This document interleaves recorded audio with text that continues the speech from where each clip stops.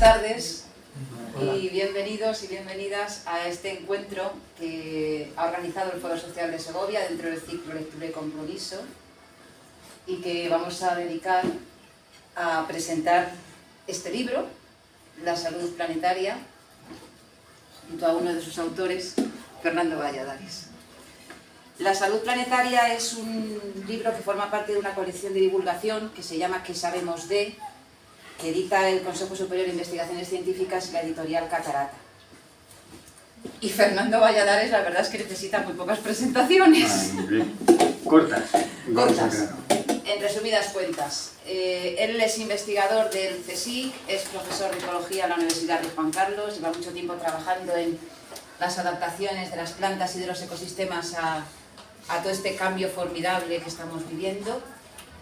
Y como él dice en alguno de sus puntos de comunicación, cada vez más divulgador en este intento de trasladar a la sociedad, a la gente normal, pues, los problemas y las reflexiones que se hacen desde el mundo científico y el mundo académico sobre esto que hemos dado en llamar el cambio global, ¿no? Que es mucho más gordo que el simple cambio climático.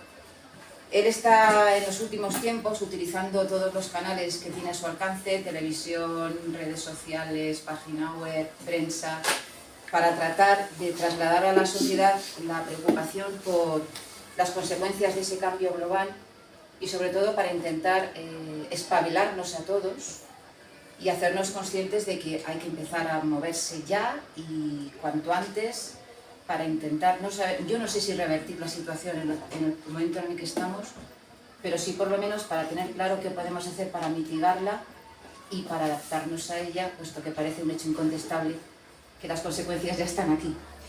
Yo sí quiero destacar de esa actividad divulgadora de Fernando que él forma parte de un movimiento que se llama Rebelión Científica, formado por científicos de como 25 países o una cosa así, que hartos un poco de la tibieza de las acciones políticas frente a los informes, sobre todo de los expertos sobre cambio climático, pues decidieron un buen día pasar a la desobediencia civil pacífica. Todos recordaréis que se llegaron a concentrar delante del Congreso de los Diputados y a protestar allí contra la inacción de los políticos. Eso les ha costado algunos disgustos que otros. Espero que las consecuencias no hayan sido demasiado graves. Como una forma de denunciar y de poner ante la opinión pública de manifiesto la manera como vivimos cotidianamente. Y en definitiva de eso va el libro. Y en definitiva de eso vas a hablarnos tú ahora. Muchísimas gracias por estar aquí, Fernando. Muchísimas gracias. Y nada, con todas las antenas puestas para escucharte. Bueno, pues muchas gracias por la tan simpática y tan apropiada presentación. Gracias por estar aquí vosotros y vosotras, porque hace una tarde estupenda y que hayáis preferido venir esta tarde a sentaros aquí en lugar de pasear por una Segovia luminosa, pues me hace sentir el peso de la responsabilidad de contar hoy cosas interesantes. Veréis que intentaré dar una de cal y otra de arena. Empiezo con la cal y con el diagnóstico, pero luego, sobre todo teniendo en cuenta que es un sábado por la tarde luminoso, pues vamos a intentar subir un poco el ánimo y que no todo quede como «oh cielos, qué horror», pero es verdad que hay razones para «oh cielos, qué horror». Y bueno, pues no os voy a hacer un spoiler del libro, o sea, lo que voy a contar tiene que ver con la salud planetaria. Hay cosas que aparecen en el libro, hay cosas que no aparecen en el libro, y la estructura no es la del libro, o sea que es perfectamente compatible estar hoy escuchándome y luego lees el libro. Veréis que hay ecos y hay cosas diferentes, ¿no? El tema lo impartimos en la universidad, lo contamos en los colegios, ahora mismo tenemos un grupo de trabajo con un par de hospitales, estamos ahora una cosa muy bonita con Colombia y con países iberoamericanos estableciendo precisamente este concepto de salud planetaria para guiar una nueva orientación de sus sistemas sanitarios. Y claro, yo no soy médico, pero yo tengo esa visión un poco desde la ecología y del medio ambiente que puede encarrilar de una manera muy efectiva en costes. Me estoy enrollando, pero es que justo ayer estábamos hablando de este proyecto el presidente y la vicepresidenta, sobre todo, una señora muy entusiasta que habla de vivir sabrosón. Y ya cuando dices eso, dices, mola tener una presidenta o vicepresidenta así, ¿no? Entonces, realmente enfocar desde el medio ambiente la salud es algo que muchas veces nos requiere fuertes inversiones, como un hospital y un equipo de, yo qué sé, de rayos X o de transmisión, de lo que sea, ¿no? El enfoque preventivo desde el medio ambiente es bastante económico y es bastante eficaz. Evitas tener que la gente que acuda al hospital. Y de eso os voy a hablar un poco hoy, ¿no? A ver cómo hacemos para el paso. Ahí, ya voy. Bueno, este es un diagrama de tantos que podemos poner de la evolución de la población humana en los últimos 2-3 siglos. Una dinámica exponencial. Y con esto hemos logrado cumplir dos mandatos. El mandato bíblico, el Génesis nos exhortaba que fuéramos muchos, y también el mandato ecológico, por el cual se mide el éxito de una especie siendo muchos. Así que, pues, hemos tenido mucho éxito en los dos aspectos. Pero claro, sabemos que esto tiene sus consecuencias. El ser tantos, primero ya estamos viendo que tensiona la geopolítica, ponernos de acuerdo se va haciendo muy delicado, muy necesario, pero muy difícil, y llegamos pues con cosas como los límites planetarios, ¿no? A ver, para acá. ¿Cómo hemos logrado ser tantos? Bueno, pues para ser tantos lo primero que tuvimos que hacer es reventar el metabolismo de la Tierra para poder producir comida en unas cantidades que no son normales. ¿Cómo lo hemos logrado, siendo que el ser humano no puede ni crear ni destruir ni materia ni energía? Pues alterando algunas partes de los ciclos naturales. Encontramos la forma de secuestrar el nitrógeno que está en el aire, ¿no? Sabéis que el 70 y tantos % del aire es nitrógeno, pero ese nitrógeno, que es un componente esencial para los fertilizantes, en el aire no hace mucho. Hay algunos nódulos, algunas bacterias, habréis oído hablar que las leguminosas tienen esa capacidad de fijar un poco el nitrógeno atmosférico, pero eso es lentito. Llegó el ser humano, encontró la reacción de Haber-Bosch y de forma industrial, ya a mediados del siglo XX, superaba a la naturaleza en la capacidad de fijar nitrógeno. Es decir, todos los ecosistemas de la Tierra que fijan nitrógeno, gracias a las cianobacterias y a otros organismos, sumados, ya habían sido sobrepasados por la capacidad humana de forma industrial de secuestrar ese nitrógeno abundante en el aire y ponerlo en forma de nitrógeno, de fertilizantes. De entrada decías, wow, qué bien, esa es la famosa revolución verde, eso es lo que dio de comer a millones de personas. Sin eso no hubiéramos pasado de ser 4.000 millones de personas. El haber pasado de 4.000 a 8.000, que vamos a hacerlo dentro de un par o tres de semanas, se calcula, estamos a punto de cruzar esa barrera, ¿no? Cada vez que se cruzan los 1.000 millones, pues estamos a punto de, se piensa que para mediados de noviembre la humanidad pasará a superar esos 8.000. De 4.000 a 8.000 lo hemos hecho gracias a reventar la productividad vegetal, poniéndole fertilizantes a tope. Esa es la parte buena. La parte no tan buena es que tiene una huella ambiental, porque más de la mitad de ese fertilizante acaba saliéndose de los campos de cultivo, más de la mitad, y acaba en los ríos, en el suelo, contaminando muchas cosas y generando bastantes problemas de salud para el ser humano. Además, pensemos que mucha de esa comida, del orden de 1/3, se tira. Luego hablaremos un poco de eso, que nos sale muy caro. Por ejemplo, solo para poner una primera cifra, no voy a dar muchísimas cifras, en primer lugar porque yo tampoco las recuerdo y creo que eso marea un poco, pero algunas cifras nos ponen en contexto. Solamente esa parte de contaminación de las aguas debido a esos fertilizantes en exceso que acaban siendo arrastrados por la lluvia y demás, solo esa cosa relacionada con el sistema alimentario implica 1,36 millones de muertes al año. Que se consideran un concepto muy importante en salud planetaria es el de muertes prematuras o muertes evitables. Son muertes que estadísticamente no tendrían que haber ocurrido, porque esas personas tenían todavía recorrido. Es un término estadístico. Y una cuestión interesante que traigo aquí, que creo que es también eso, interesante de reflexionar, es la gran diferencia que hay entre longevidad y esperanza de vida. La longevidad es un parámetro biológico. Todas las especies tienen una longevidad máxima teórica, o que rara vez se alcanza por las circunstancias. Lo que tú alcanzas es algo más estadístico que tiene que ver con la esperanza de vida. La longevidad de un romano, de un neandertal y de nosotros, la longevidad es la misma. Pero la esperanza de vida no. De hecho, la esperanza de vida, como decía, también se ha duplicado. Pasó de ser 40 años a principios del siglo XX, finales del XIX, a ser 80. Es una probabilidad, es una esperanza al nacer que tiene en cuenta las circunstancias socioeconómicas, el desarrollo de la medicina y tantas otras cosas, ¿no? ¿Qué ha ocurrido con la esperanza de vida? Bueno, la esperanza de vida estaba con una carrera para alcanzar la longevidad. La longevidad de la especie humana, ¿cuánto pensáis que es? 100 dicen por ahí. 110. 110 a la una. 140 años. O sea, con técnicas moleculares que tienen que ver, que estudian el envejecimiento celular, la división, los telómeros, cosas así, se ha estimado que la longevidad... Y de hecho hay personas que han llegado a vivir 130, 128 años, luego los registros a veces no son fáciles de detectar, pero bueno, tenemos esa especie de techo de 140 años. Y la esperanza de vida iba al galope tendido, sobre todo en el siglo XX, pasando de 40 años a 80. Y se ha estancado. Se ha quedado en 80 años y ha empezado a bajar por primera vez en la historia de la humanidad. Muy poquito, ahora está en 79, 78, ahí anda. Pero desde luego lleva varios años estancada, cuando siempre ha crecido, a veces más rápido, a veces más despacio, pero siempre ha ido creciendo. Esa probabilidad de llegar a una determinada edad, ¿no? ¿Por qué? ¿Porque la medicina se ha vuelto torpe? No. La medicina sigue haciendo terapias génicas, vacunas, mejorando el tratamiento de sus pacientes y va haciendo avances al ritmo que ha hecho siempre o más. Pero resulta que por la derecha le va adelantando la degradación ambiental.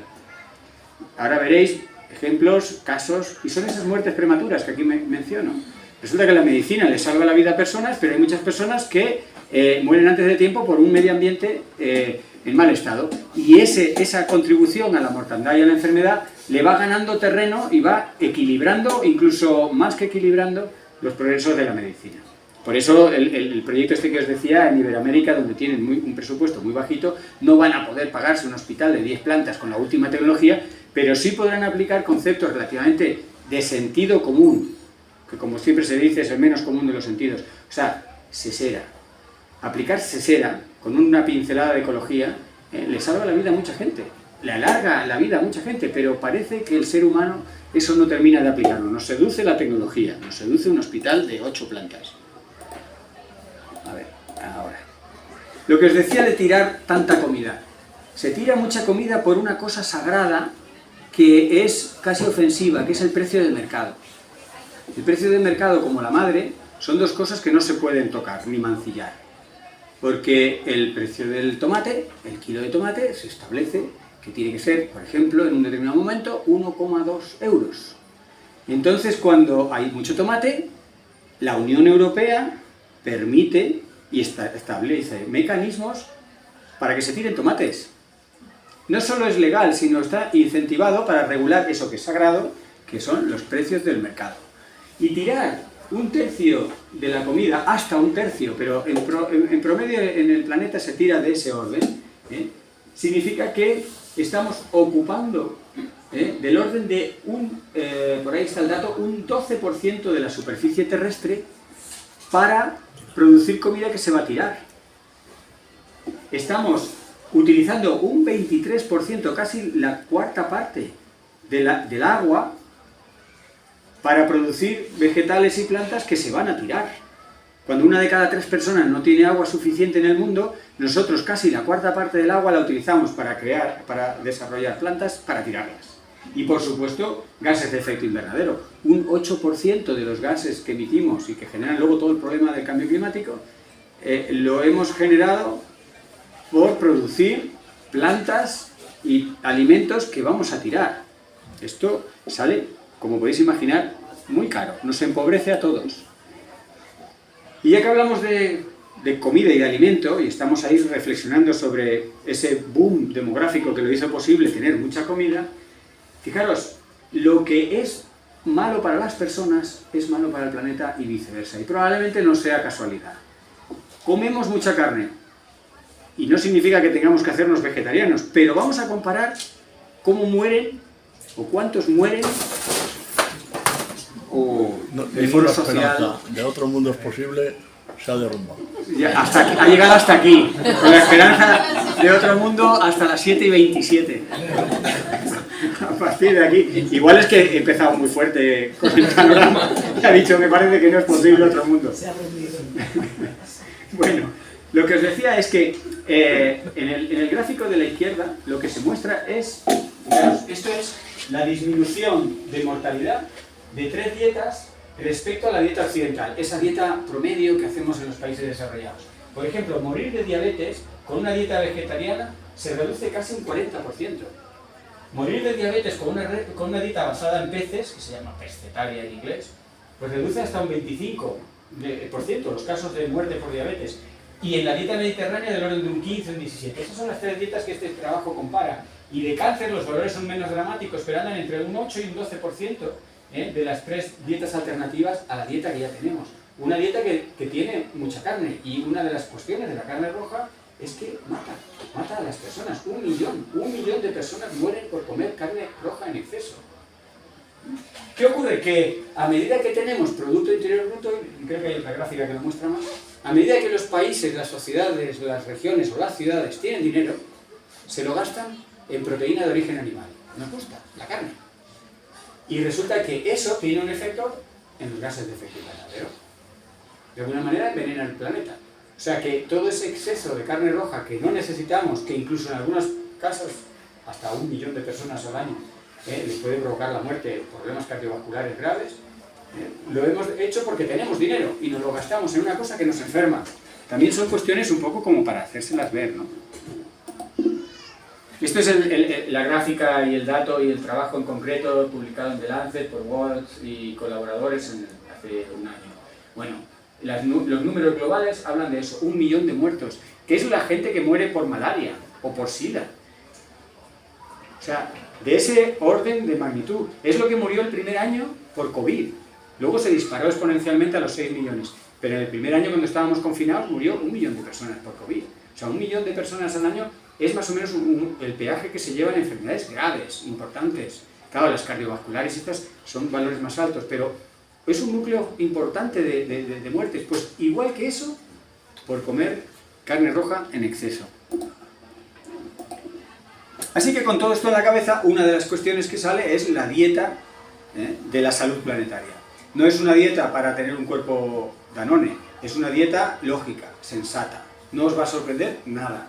Es una dieta con un fuerte componente vegetal. Y es una dieta que no la hace un iluminado que vende un libro como un bestseller, ¿no? Sino es una comisión de científicos amparados por la revista The Lancet, una de las mejores revistas científicas del mundo, pues se ha propuesto ver qué proporciones tiene que tener ese dibujito más o menos del plato. Pues la mitad en volumen o en peso de lo que comemos al día tienen que ser verduras, hortalizas, eso aproximadamente. Luego hay modificaciones que hacer, porque las proteínas pueden entrar por las legumbres, pueden entrar por los frutos secos, y no solamente, pero también un poco por carne roja, por huevos, por leche, por quesos, pero en cantidades pequeñas. Y dependiendo de la zona del mundo en el que estés, pues lo que tienes es que modular un poco. Hay zonas del planeta donde se toma mucha fécula, mucho arroz, mucha yuca, mucha patata.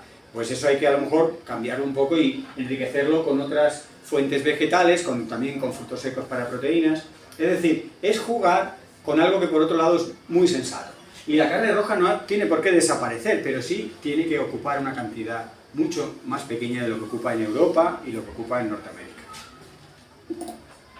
La segunda cosa que tuvimos que reventar para poder ser tantos es el acceso a la energía. Tampoco la energía se crea ni se destruye, pero teníamos que encontrar una forma fácil y rápida de obtener grandes cantidades de energía para todos esos miles de millones de personas nuevas que iban a ocupar un lugar en el planeta. ¿Cómo lo hicimos? Pues ya sabéis, eso lo tenéis ya en la cabeza. Vienen esas imágenes de películas en blanco y negro de finales del 19, principios del 20, donde en zonas de California pinchaban en la tierra y salían chorros así de petróleo, ¿no? Esa era la forma de petróleo más fácil, era... la Tierra había estado trabajando millones de años para concentrar energía, y luego no tenías más que pinchar en el suelo y salía el famoso oro negro, ¿no? Ahora el oro negro está ya un poco más bajo tierra y cuesta sacarlo, y va costando cada vez más energía obtener energía. En algunos sitios, si no fuera por los subsidios de los países, de los estados, la energía que supone sacar, por ejemplo, no sé cómo se dice en español, el shale, es un tipo de petróleo de... Shale, ¿no? Pues son como un tipo de arenas bituminosas. Arenas bituminosas. Sacar petróleo de arenas bituminosas requiere mucha energía. Se puede sacar. Pero, y el petróleo que sale, por ejemplo, no permite hacer diésel. Es un petróleo de determinadas propiedades que no es tan versátil. Y cuesta. Y cada vez hay que ir a depósitos. No es que se vaya a acabar el petróleo, todavía queda mucho petróleo, pero es un petróleo que cada vez cuesta más energía. Y tiene un pequeño inconveniente, el apoyarnos en combustibles fósiles.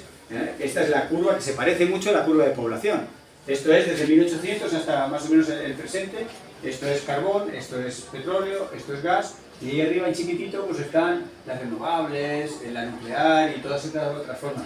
Fijaros la forma tradicional de toda la vida de quemar leña y madera, pues eso no ha cambiado mucho en 200 o 300 años, y supone pues este pequeño pero constante porcentaje del total. Lo que ha permitido el despegue de la humanidad es precisamente ese acceso a combustibles fósiles que tienen un gran valor energético y que, sobre todo algunos, el carbón todavía sigue siendo muy abundante, pero el petróleo tuvo unas décadas gloriosas donde pinchabas y sacabas lo que quisieras, ¿no? Pero claro, esto ha tenido su efecto colateral no deseado de calentar la atmósfera. Nadie se lo propuso.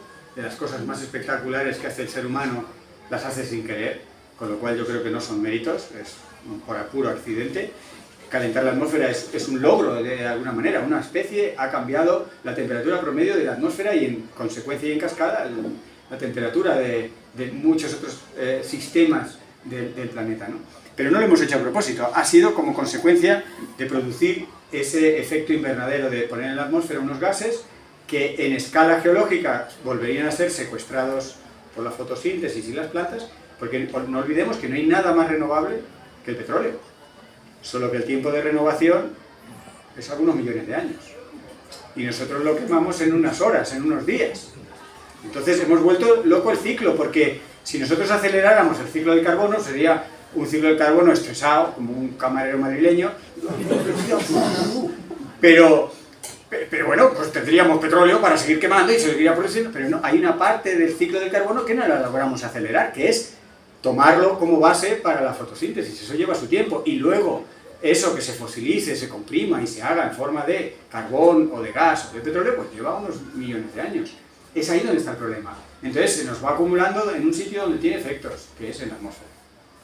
Y además otra cosa que me gusta enfatizar es que el cambio climático no es futuro, porque hemos durante décadas visto que qué planeta le vamos a dejar a nuestros hijos, a nuestros nietos, los escenarios para finales de siglo. No, esto ya está aquí. Y voy a poner algunos datos. Estoy en la parte más heavy metal de la charla, soy consciente. Aguantar el tirón, porque dentro de 15 o 20 minutos entraremos con un poco más de calma, que la merecemos todos. Efectos colaterales, ¿no? Efectos que sabemos que este año ha sido una especie de bofetada de realidad, de eventos extremos que la ciencia conecta con el cambio climático. O sea, no son eventos así al azar, matemáticamente se puede ver una conexión con la tendencia en las temperaturas, y ha sido el año de las olas de calor.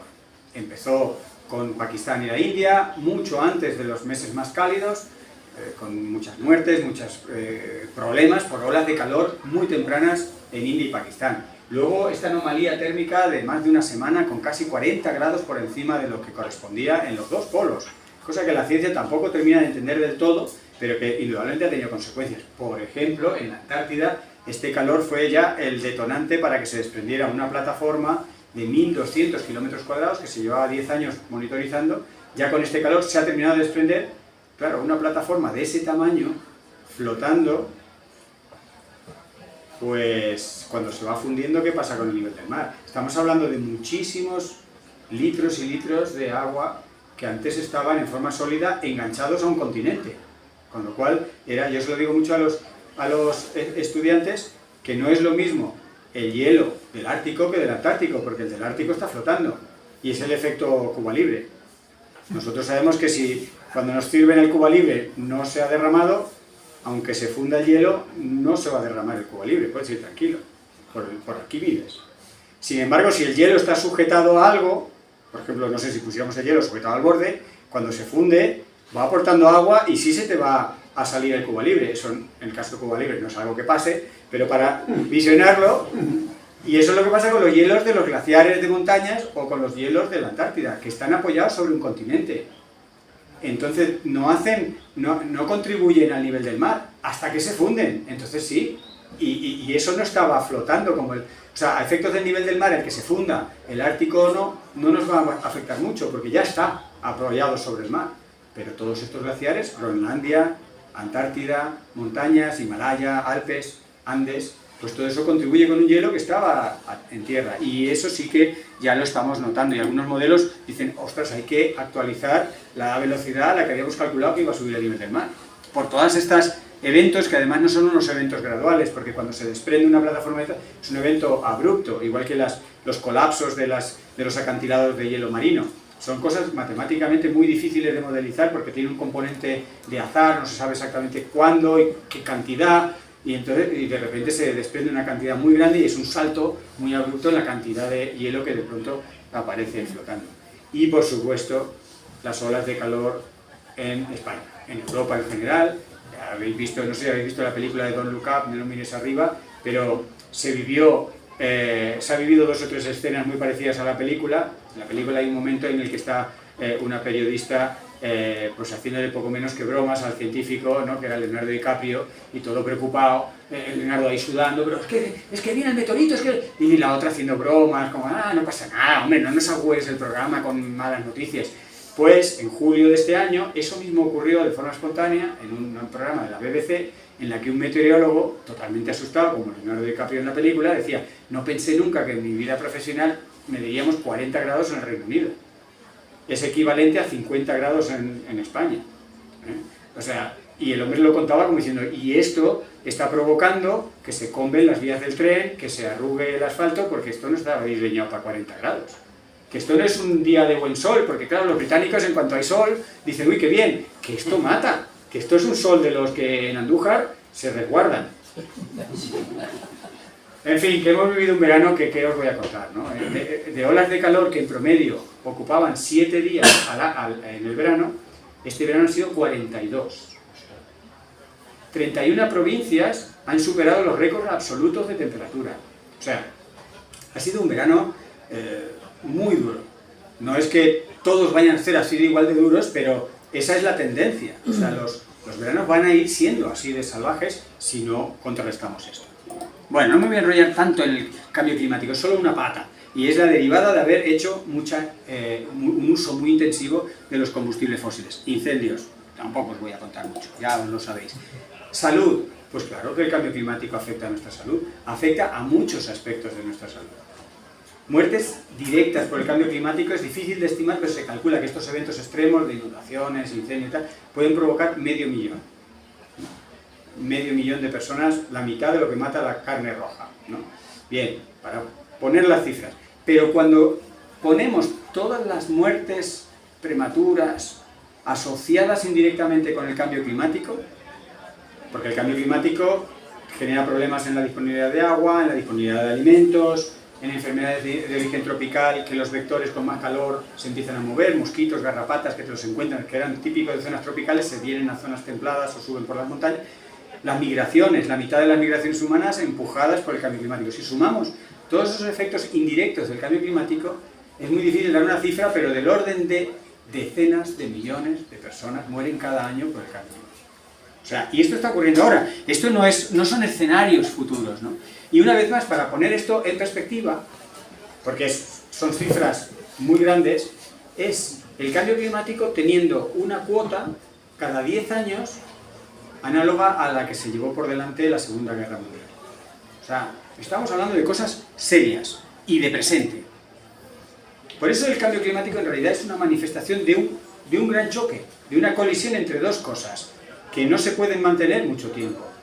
La manera en la que hacemos las cosas y los límites físicos del planeta. Esas dos cosas están entrando en colisión. Entonces, o dejamos de hacer las cosas como las hacemos, con esas consecuencias que tienen para nuestra propia salud, o se acabará imponiendo alguna ley física, biológica, tal, que irá poniendo a raya al ser humano. Entonces, la encrucijada en la que estamos es precisamente esa, tomar conciencia de esto y no esperar a que las cosas ocurran, sino conducirlas, anticiparlas, tomar medidas que puedan amortiguar el golpe, y para eso se hacen cosas, por ejemplo, como el Acuerdo de París. El Acuerdo de París hace 7 años se firmó para reducir las emisiones de gases de efecto invernadero y para intentar no sobrepasar algunas temperaturas promedio que se consideraban peligrosas. Se puso el 1,5 grados como un límite muy prudente, pero ya lo vamos a rebasar, vamos por 1,3, es una temperatura que se expresa en función al promedio antes de la revolución industrial, siglo XIX.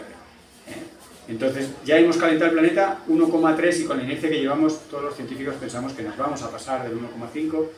Había otro límite, otra línea roja que se estableció en el Acuerdo de París, que son los 2 grados.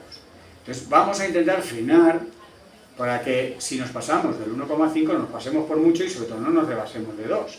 Pero para que os deis una idea, vamos rumbo de 3. O sea, hay que frenar. O sea, sí.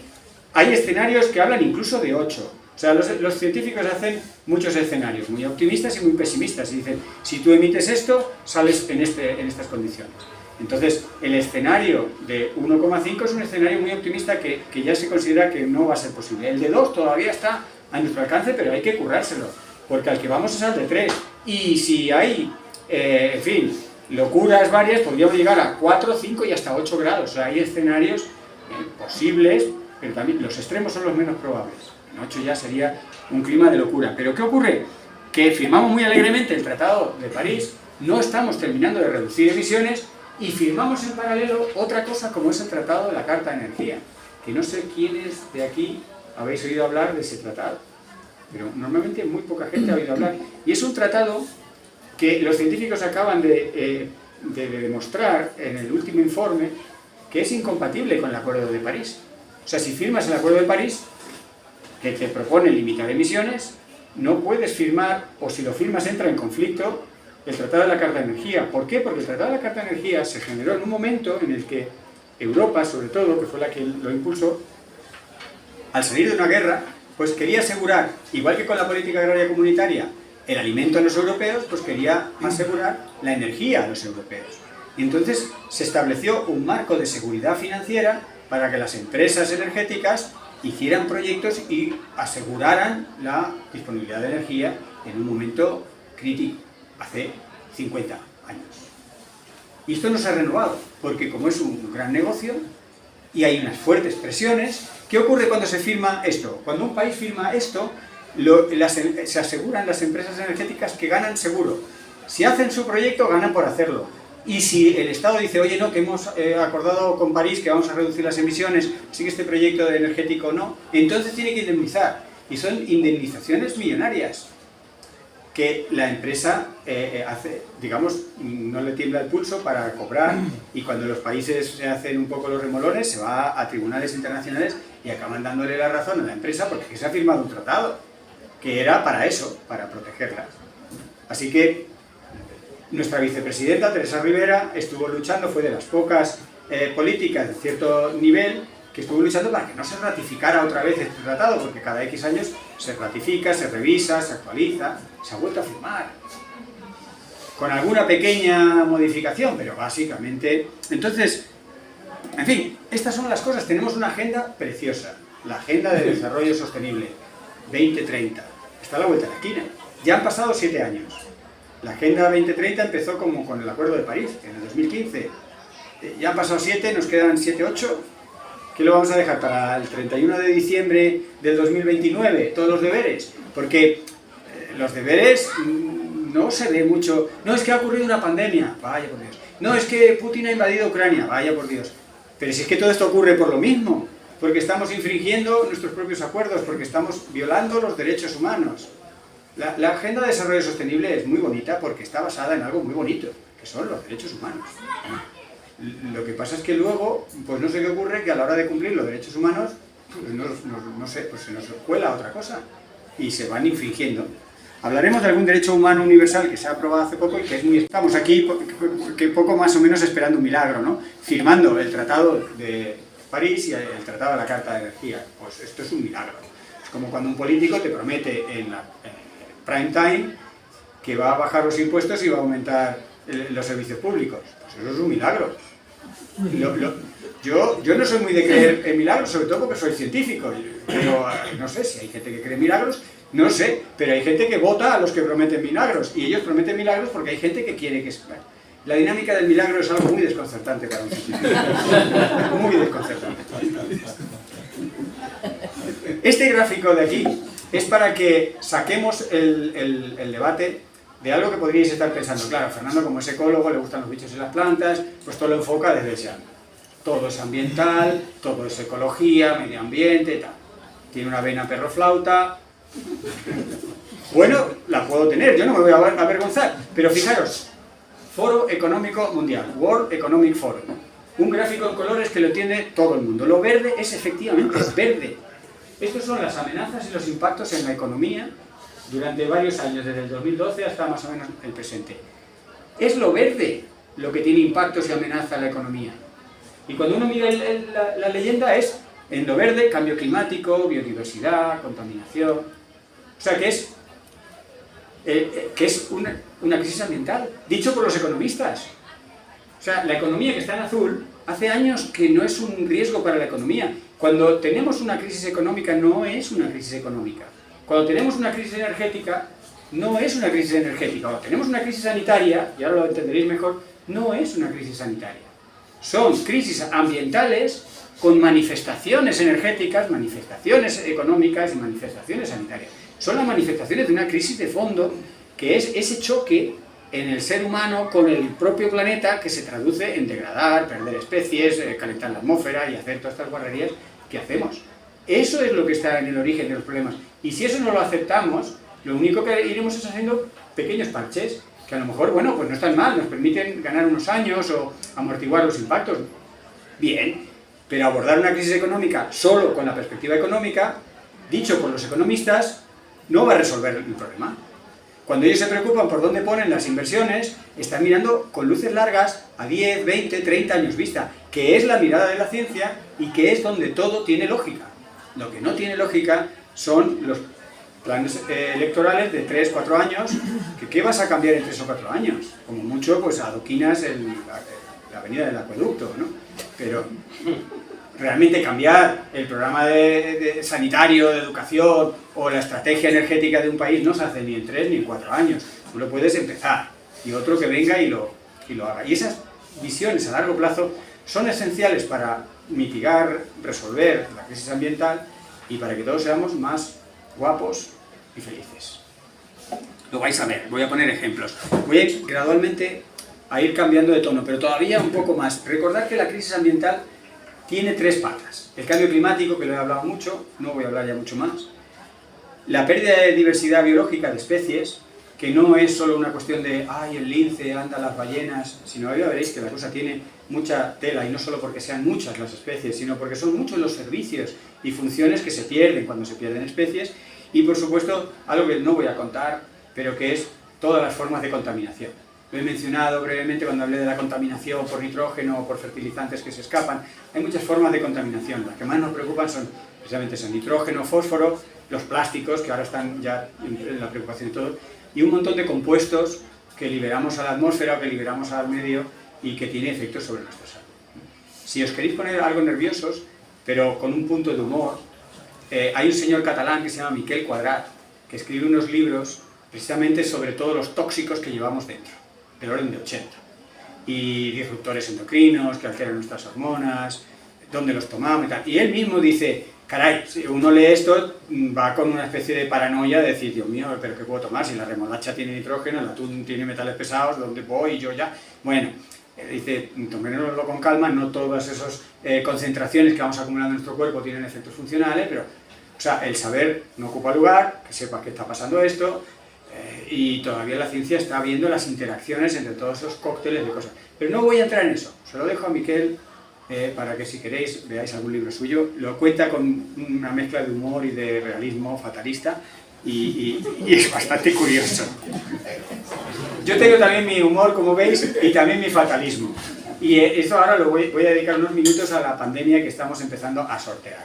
Las pandemias, que son algo tan viejo como el ser humano, van siguiendo la degradación ambiental.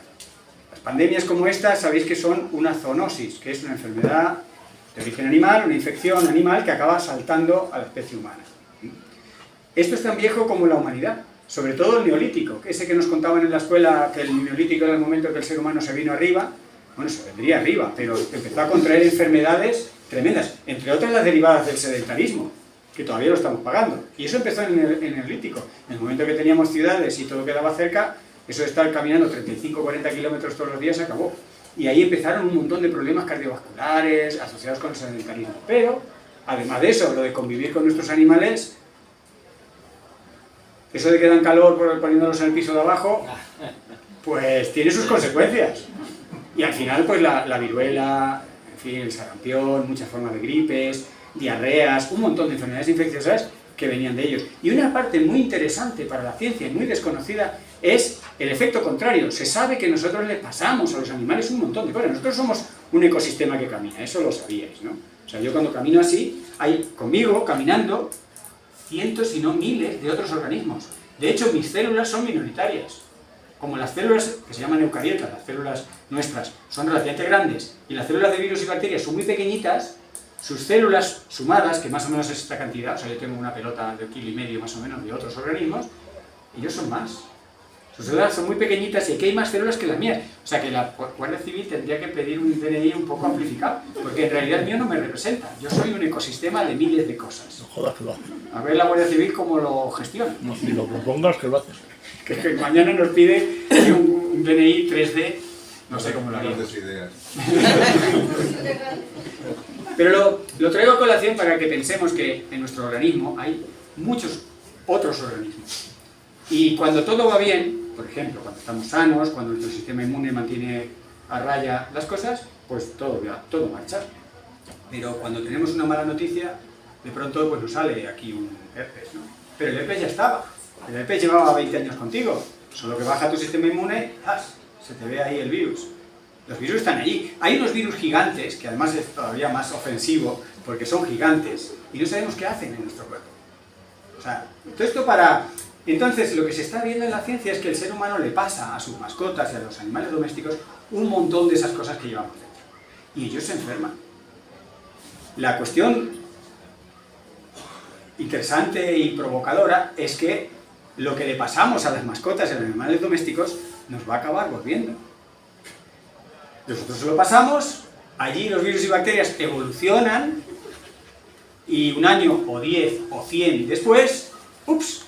Anda, ha encontrado otra forma que no lo reconoce nuestro sistema inmune y ya tenemos un lío. O sea, esto de los patógenos es una guerra... Bueno, estamos viendo todo el rato con las mutaciones del famoso coronavirus, que si en un momento dado hace una mutación X, que ya las vacunas no lo pillen.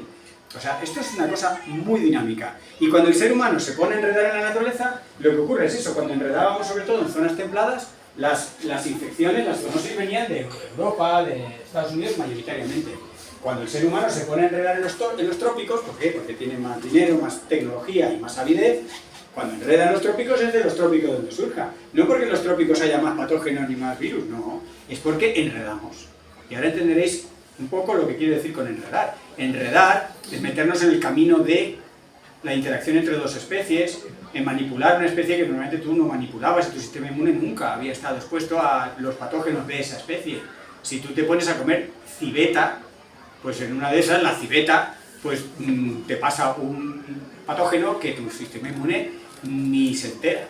Y cuando te quieres dar cuenta, pues los médicos dicen, enfermedad tropical, tal, el ébola, corcho, ¿qué pasó ahí? Pues hombre, que estabas enredando con civetas o lo que sea, ¿no? Estos nuevos encuentros con la naturaleza, estos ecosistemas alterados, lo que hacen es aumentar muy rápidamente los nuevos riesgos de enfermedades emergentes. Estas enfermedades de tipo zoonótico suponen el 70% de lo nuevo que enferma al ser humano. O sea, la mayoría de lo nuevo que enferma al ser humano son enfermedades de este tipo. No son esas enfermedades raras o esas cosas que oímos, no, son enfermedades del tipo del coronavirus. Esto es por ilustrar un poco cómo la naturaleza, cuando funciona bien, nos protege, reduce los riesgos de zoonosis. Básicamente, la biodiversidad. Pero la biodiversidad tiene varios niveles, porque hay un nivel muy de grano grueso, de diversidad a gran escala, que son la coexistencia de grupos funcionales, que haya predadores, presas, animales grandes, pequeños. Unos se alimentan de otros, unos compiten con otros, y se establece esa maraña de interacciones entre los distintos grupos funcionales. Eso, cuando funciona bien, cuando el ecosistema está intacto o medianamente intacto y tiene todas las especies que tiene que tener, hace que ninguna de estas especies pueda escapar demográficamente y crecer a lo bestia. Y alguna de estas especies, o muchas de ellas, pueden tener riesgos para el humano, porque tiene patógenos que nos pueden generar un problema. Entonces, si tú de repente quitas una especie, voluntaria o involuntariamente, que muchas de las extinciones, la mayoría las hacemos como con el cambio climático, sin querer, no somos ni conscientes, y la ciencia ni siquiera tiene nombre para todas las especies que extinguimos. O sea, son cosas que ocurren como un efecto, como un niño pequeño que le tiras una metralleta, que está tocando un niño quieto. Pues estamos extinguiendo especies sin saber ni cuáles son, ni qué hacen allí, ni nada, y no tienen ni nombre. Si te empiezas a quitar, pues empiezan a aumentar las probabilidades de que alguna no tenga control y puedas crecer en números muy grandes, y de pronto si esa especie tiene algunos patógenos peligrosos para nosotros, ya tenemos un lío. Hay otro mecanismo, a una escala de biodiversidad más fina, que es dentro de un grupo funcional. Nos metemos dentro de las aves, o nos metemos dentro de los roedores. Pues si ahí hay diversidad, también se establece un mecanismo de regulación. ¿Por qué? Porque por ser especies similares, por ejemplo roedores, comparten los patógenos, que son especies próximas y los virus y bacterias pueden saltar de uno a otro. Pero claro, son especies distintas. Los virus y bacterias no van a funcionar exactamente igual en todos ellos. Entonces, el efecto neto de que se compartan los virus y bacterias por más especies hace que se diluya, por eso se llama dilución. Se diluye la carga vírica, la cantidad de copias del virus o de la bacteria que hay en el medio ambiente, porque hay algunas especies en las que el virus o la bacteria funciona peor. Es una mera cuestión de probabilidades. El que sean similares hace que lo compartan, el que sean diferentes, que a la larga se reduce la cantidad de copias que pueden hacer esos virus y esas bacterias. Y ese mecanismo de dilución ahora lo ilustraré, funciona y funciona muy bien. Y el último, lo vais a entender muy bien, es la amortiguación, y tiene que ver con la diversidad biológica más fina, la diversidad genética dentro de una especie. Con la COVID lo hemos aprendido, que no había dos personas que tuvieran la misma respuesta a la COVID. Unos se morían y otros eran asintomáticos, y entre medias estábamos todos los demás. Parte de eso tenía que ver con que unos eran mayores, otros eran más jóvenes, unos eran de un género, otros de otro género, unos tenían un estado de salud y otros tenían otro. Pero también había, y se ha documentado, un peso de las diferencias genéticas. No hay dos genéticas iguales, esa diversidad genética en la especie humana explica parte de las diferencias en cómo el mismo patógeno funciona en distintas personas. Vamos a ilustrar muy brevemente esto. Por ejemplo, los predadores regulan al patógeno. Esto es ilustrar en un caso, además que se han puesto números en Asturias, con matemáticos británicos y con naturalistas asturianos, combinando, estudiando un sistema que viene a ilustrar ese ejemplo que os ponía de arriba del todo. Si nosotros no tenemos predador, o sí tenemos predador, en este caso el lobo, una especie como es el jabalí, tiene más o tiene menos, en este caso, de la tuberculosis animal. Una variante de tuberculosis que no afecta al ser humano, pero que sí afecta a los animales domésticos y a otras muchas. ¿Qué ocurre? Bueno, el artículo de Tanner y colaboradores es densito, tiene mucha matemática, pero lo que se concluye de ese artículo se puede entender bastante bien. Comparaban sitios con y sin lobo con las mismas densidades de jabalí. Cuando había lobo, era el lobo el que regulaba las poblaciones de jabalí. Cuando no había lobo, era la tuberculosis animal la que regulaba las poblaciones de jabalí. Por lo tanto, cuando no había lobo, casi todos los jabalíes estaban infectados y muchos de ellos propagaban la enfermedad y bastantes la sufrían. Es decir, la presencia de lobo reducía la carga, no la eliminaba, no elimina el patógeno, pero reduce la cantidad de ese patógeno y la cantidad de jabalíes infectados, en este caso de estudio. Y esto se ha visto con un montón de sistemas predadores y presas, no solamente con el lobo y los jabalíes, sino con leones, con muchos predadores que tienen ese efecto de regular, y si no están, es entonces las enfermedades infecciosas. De hecho, se dice que la especie humana, la única regulación demográfica que todavía sigue operando de manera natural son precisamente los microorganismos, las enfermedades infecciosas. Como no tenemos tigres que nos maten, o los tiburones matan pocos de nosotros, en realidad quien nos regula todavía en lo natural es precisamente los microbios, los microorganismos. El 70% de las enfermedades emergentes. A ver. Esto es para ilustrar el otro mecanismo, muy sencillito. En esta gráfica, cada línea de color es un año. Y son datos en la costa este de Estados Unidos, con la enfermedad del Nilo Occidental. La enfermedad del Nilo Occidental, sabéis que ha tenido algún verano algún brote que preocupaba mucho, por ejemplo en el Guadalquivir, hace 2 años, en Sevilla. Este virus, el hospedador natural y por excelencia son las aves. Aquí tenemos un grupo funcional, muchas especies de aves compartiendo el virus.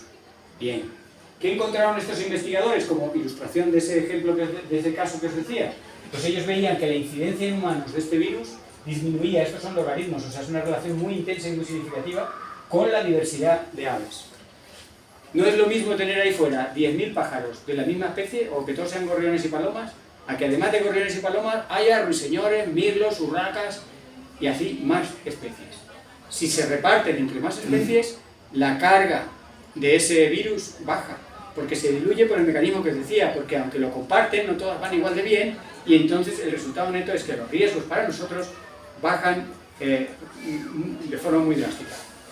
Es un caso de estudio, hay más, ¿no? Y en realidad nos llevan a cosas como esto. Cuando tenemos una pandemia, en realidad es el resultado de muchos factores, es muy complejo, por eso nadie puede decir con exactitud cuándo se va a dar la próxima pandemia, dónde se va a dar y cuál va a ser el patógeno.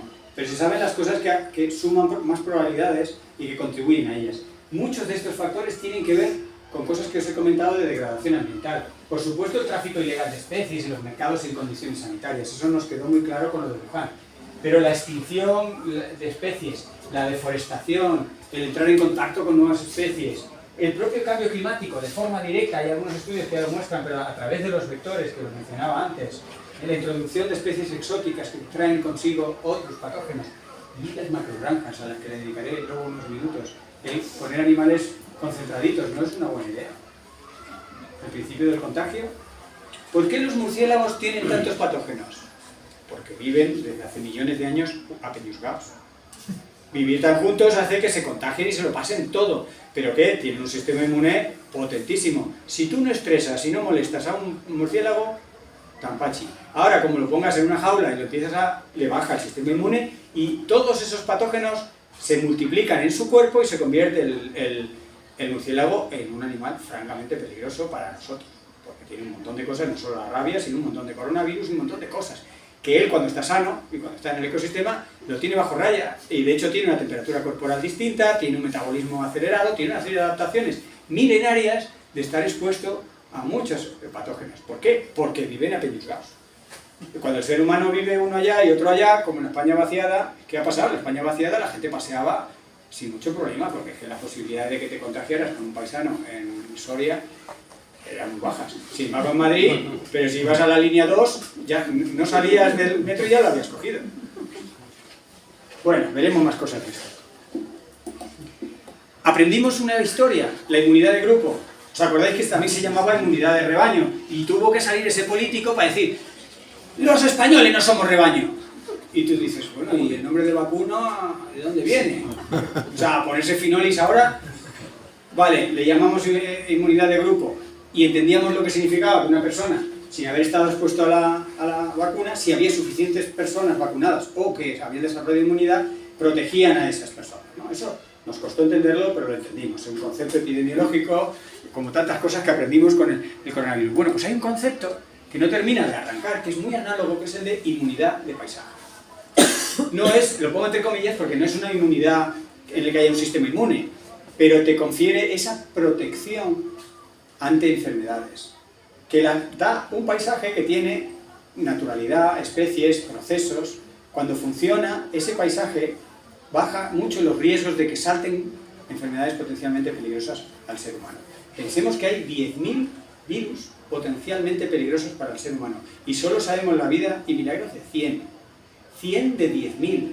Hay 1 millón más o menos de especies de virus, pero 10.000 por lo menos se sabe que son peligrosas y solo conocemos 100.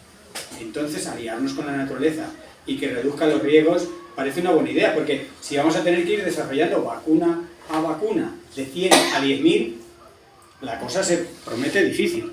Y sabemos que la degradación ambiental de las primeras propiedades que acaba afectando es precisamente cosas sutiles como esta, la inmunidad de paisaje, el reducir los riesgos de que salten las zoonosis, entre otras especies que acaban llegando al ser humano. Es una propiedad que se pierde rápidamente y por eso hablábamos en el 2020 de que teníamos una vacuna, cuando estábamos desesperados por la vacuna la teníamos y nos la hemos cargado.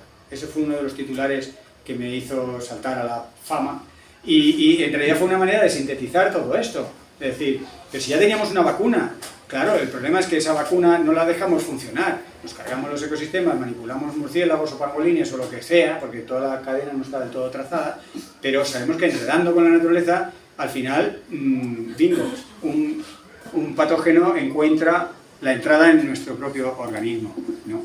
La salud, como decía en la presentación, se hablaba mucho de que la salud durante mucho tiempo se ha enfocado, bueno, prácticamente desde el origen de la medicina, cómo abordar el cuerpo y sus órganos y sus tejidos, ¿no? Y la fisiología y demás. Pero es una visión bastante reduccionista que hoy en día no permite, como os decía, compensar todas esas muertes prematuras. Ahora cuando te dicen salud piensas en infarto, colesterol, diabetes, vale, pero tenemos que empezar a pensar en cambio climático, contaminación por nitrógeno, plásticos, todas estas cosas que están matando cada vez más gente, están enfermando a mucha gente y empiezan a ser factores agravantes de enfermedades que puedan estar de fondo. Ahora el mero hecho de la mascarilla ya revela que hay algo en el ambiente que no lo queremos dentro. Nuestra nariz es un ecosistema de transición entre el exterior y el interior y allí hay de todo, no solo mocos.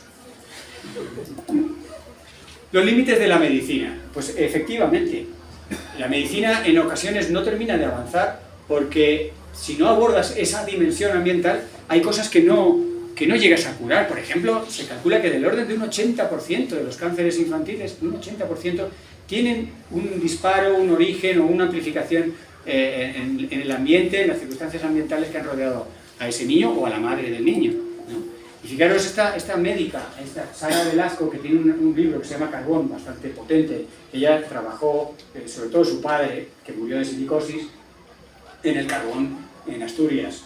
Y el carbón y la silicosis es una enfermedad ambiental. Si tú respiras carbón, pues te mueres a los 40 años.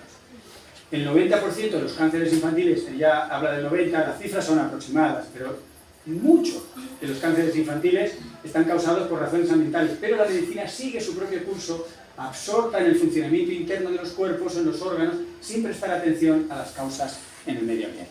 Dicho por una médica, no solo por un ecólogo, que puedo tener el sesgo de decir el medio ambiente es muy importante. O sea, fijaros que aludo a los economistas para hablar de economía y a los médicos para hablar de salud. Yo me meto en todos los charcos, pero voy al charco con bibliografía.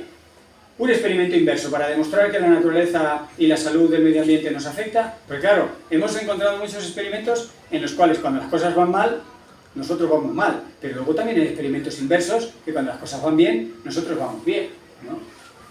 El ejemplo del medio ambiente va en las dos direcciones. Los bebés chinos aumentaron 24 gramos de peso, que es una cantidad que determina significativamente las probabilidades de que vaya a término y vaya bien ese bebé, tras la aplicación de medidas anticontaminación en los Juegos Olímpicos de 2008. Claro, los Juegos de 2008 estuvieron a punto de cancelarse porque Pekín tenía una atmósfera tóxica y los atletas se negaban a ir. Pero ¿cómo voy a estar yo respirando intensivamente ese aire? Y se pusieron, como hacen las cosas los chinos, a muerte. Se van a celebrar como sea. Y limpiaron la atmósfera como sin escatimar, ¿no? Y como resultado, no buscado, pero bienvenido, pues los bebés nacían con algo más de peso. O sea, fijaros, es un experimento como inverso. ¿Qué no pasará con el Madrid Central? No os pongo los datos, pero hay 500 madrileños cada año que le deben la vida a Madrid Central. Es como, Madrid Central es como si no tuviéramos, vamos a verlo en positivo, un accidente mortal de un Boeing 747. Y se estaba diciendo que si Madrid Central sí, que no, que la libertad. Y ya que hablamos de ciudades, los espacios verdes disminuyen la mortandad. No es un lujo, es una necesidad y es un bien de salud pública. Hay trabajos que muestran cómo tener una zona verde en un radio de 500 metros de tu vivienda aumenta tu esperanza de vida en 3 o 4 años. Y corrigiendo por factores económicos, por muchos factores que puedan confundir ese tipo de correlaciones. Un estudio hecho en 8 millones de personas de 7 países. O sea, es una tendencia muy global. Necesitamos zonas verdes. Las zonas verdes operan con mecanismos como los que he ilustrado y tantos otros, regulando el clima, las concentraciones de tóxicos en el medio ambiente, un montón de cosas. Y además nos hacen felices. Fijaros, el siguiente estudio, este señor está deprimido. ¿Por qué? Porque su infancia no tuvo suficiente verde. Y este trabajo, publicado por Engelmann y colaboradores hace ya 3 años, mostraba cómo la cantidad de zonas verdes disminuye el riesgo relativo de enfermedades mentales, tanto en zonas rurales como en zonas periurbanas como en el centro de las ciudades. Cuanto más verde, menos riesgo, más verde en la fase de maduración del cerebro, es decir, desde que eres pequeñito hasta que eres adolescente. Cuando en esa fase has tenido zonas verdes, cuanto más verde, menos riesgo de desórdenes obsesivo-compulsivos, anorexia, trastorno bipolar, depresión, ansiedad, cosas graves y mensurables. Es decir, lo del verde no es un capricho, no, es que a mí me gustan los árboles, ya, es que haces bien que te gusten porque te alargan la vida y no estás tan preocupado o estresado. Incluso algunos estudios van ahondando en qué partes de nuestro cerebro y encontrar la base anatómica de los cerebros de niños que han tenido la fortuna de tener más zonas verdes. Este es un estudio con un número de casos relativamente moderado, por eso los autores dicen, cuidado, apunta en una dirección, pero hay mayor volumen de materia blanca. Y eso dio lugar a mejor memoria, a mejor capacidad de concentración en los niños que tuvieron durante sus primeros 6-7 años de vida más zonas verdes, en un estudio bastante extensivo, pero con sus limitaciones, que te dicen además en qué zonas del cerebro tuvo un efecto concreto el tener zonas verdes durante la infancia. Todo esto es lo que entra dentro un poco de ese concepto que en la introducción se hablaba, la salud planetaria. Esta salud en la que solo hay una salud y lo que nos pasa a nosotros tiene que ver con lo que le pasa al medio ambiente. Está, por un lado, la salud planetaria en sentido, digamos, más estricto, que es un proyecto que la revista The Lancet, que es una revista médica con la Fundación Rockefeller, que es la que pone el dinero, pues han estado desarrollando y desarrollan con talleres, con estudios, con proyectos de investigación y demás. Un concepto muy parecido que lleva las Naciones Unidas 30 años casi, más de 20, poniendo sobre la mesa, es el concepto de One Health, una salud, va en el mismo sentido. En este caso en las Naciones Unidas, buscando la multidisciplinaridad para abordar esa única salud que hay en un único planeta. Y si hablábamos de buenas noticias, este año, este verano tan tremendo de olas de calor, las Naciones Unidas han creado un nuevo derecho humano universal. El derecho humano universal a un medio ambiente limpio y saludable. Y como decía Kofi Annan hace ya más de 20 años, los derechos humanos, las Naciones Unidas se los trabajan. Y ahora es cuestión nuestra de que los usemos, los enriquezcamos, los apliquemos, los hagamos valer, los pensemos y los mejoremos. Hay que trabajarlos. Los derechos humanos, por definirlos, no pasan inmediatamente a ser aplicados. Aquí tenemos uno y inmediatamente tenemos algo que lo contraviene, las macrogranjas. 2 minutos de macrogranjas. ¿Cómo no van a ser un problema? ¿Cuál es el fin último de una macrogranja? Producir carne barata. Y eso, ¿quién puede pensar que no tenga efectos negativos? O sea, ¿cómo es posible al pensamiento inverso? Yo os voy a ilustrar algunos, pero en general creo que todos. La ganadería industrial, por ejemplo, implica, como decíamos antes, un gran riesgo de zoonosis y pandemias. Esto, o sea, hay un montón de documentación, no solo la gripe aviar y la gripe porcina, que es una de las cosas que saltan las alarmas y que hace que una macrogranja se cierre en 24 horas. Hay un montón de candidatos. Hay un familiar del coronavirus, el SARS-CoV-2, que nos ha causado, que ya está en algunas granjas de cerdos chinas y que se ha visto que el 20% de los empleados lo llevan dentro. No les causa mucho síntoma, pero es como decir, no quiero enredar con nuevos coronavirus. Es un experimento evolutivo acelerado, porque son muchos animales que coexisten y por mucho cordón sanitario que quieras poner, mucho antibiótico que quieras poner, están las probabilidades de que salten esos patógenos. Y hablando de antibióticos, eso es un grave problema. Los antibióticos se le dan a los animales en las macrogranjas en cantidades industriales. Se le dan en cantidades industriales por 2 razones. Aparte de por intentar establecer esos cordones sanitarios. Pero por 2 razones. Una, porque prácticamente no los absorben. El 90% de los antibióticos que se le da no lo absorben, lo expulsan tal cual. O sea que le tienes que dar muchísimo. Y el segundo, porque además de tener esos efectos sanitarios, estimula el crecimiento. O sea, los animales en macrogranjas crecen de forma aberrante. Para que os hagáis una idea, un único dato. En 9-10 meses un cerdo pasa de pesar 5 kilos a pesar 110. Crece tan rápidamente que si no es porque vive confinado en un espacio pequeño, se le romperían los huesos que no pueden soportar su peso. Eso muy normal no es. Pero volviendo al tema de los antibióticos, resulta que por usar tantísimos antibióticos, por despilfarrar antibióticos, porque el 90% no cumplen la función para que lo apliquemos y acaban en el medio ambiente, acaban en los purines que se acaban por todos lados, estamos acelerando el experimento evolutivo más peligroso para la humanidad, que es generar resistencia en las bacterias, porque estamos exponiendo miles de millones de bacterias a miles de millones de concentraciones, cantidades, combinaciones de antibióticos. Es un experimento que está ocurriendo rápidamente. Todo el derroche de antibióticos en los primeros meses del coronavirus, que no se sabía muy bien qué hacer, y en muchos países, incluyendo el nuestro, se despilfarró un poco de antibióticos, porque era una manera un poco de intentar que las bacterias que venían oportunistas con el virus, pues intentar frenar aquello. Bueno, pues ese derroche, esos meses de probablemente utilizar tanto antibiótico, ha adelantado lo que se calculaba en medicina como unos niveles X de resistencia bacteriana 5 años. O sea, lo que se iba a alcanzar 5 años más tarde se va a alcanzar o se está alcanzando 5 años antes. Las macrogranjas generan el 20% de las enfermedades resistentes. Es decir, 1 de cada 5 enfermedades que ya no podemos curar con antibióticos, que nos matan, porque la medicina que teníamos ya no es eficaz, el antibiótico que antes la mantenía a raya ya no funciona, la quinta parte de esos casos se han generado macrogranjas por usar a tal escala antibióticos y acelerar esta exposición de bacterias y generar resistencia. O sea que, en fin, otra razón más. Además hemos quedado que no necesitamos tanta carne. Bueno, aquí se resumen las 8 causas fundamentales desde la ciencia para decir que no, y no se pueden beber por la contaminación derivada de las macrogranjas. La reducción de la eficacia de los antibióticos que hemos dicho, el maltrato animal, ya hay una ley, ya tú puedes ser indolente ante el maltrato animal, eso es una cosa tuya, pero hay ley que ya no permite el maltrato. Y sin embargo, se oficializa el maltrato en una macrogranja, pues como lo trataba la Carta de Energía y de París, son cosas un poco contradictorias. Desempleo, otra de las grandes problemas. Una macrogranja genera desempleo. Para gestionar ganadería extensiva hace falta gente. Para una granja automatizada, industrial, donde tienes 10.000 vacas que aprietas un botón y les cae la comida, a otro botón y les da el agua, y no hace falta gente.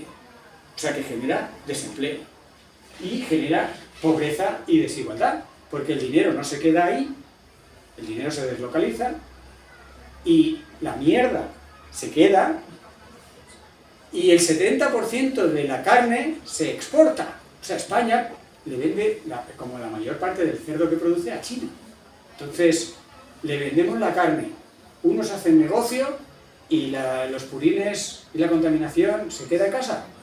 Yo no creo que sea un negocio muy recomendable. Yo como científico no voy a decir qué es lo que hay que hacer, yo solo pongo allí algunas pegas. Y luego la politización.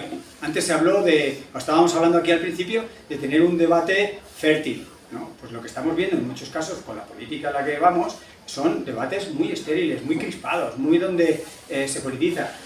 Garzón diciendo cosas que te pueden parecer bien o mal, este hombre pues te puede caer mal y tú ser de otra ideología, pues lo entiendo, pero lo que dice está apoyado en la ciencia. O sea, decir que la carne roja mata, os lo he documentado con artículos, decir que las macrogranjas no son una buena idea, ya ahora también os lo estoy documentando.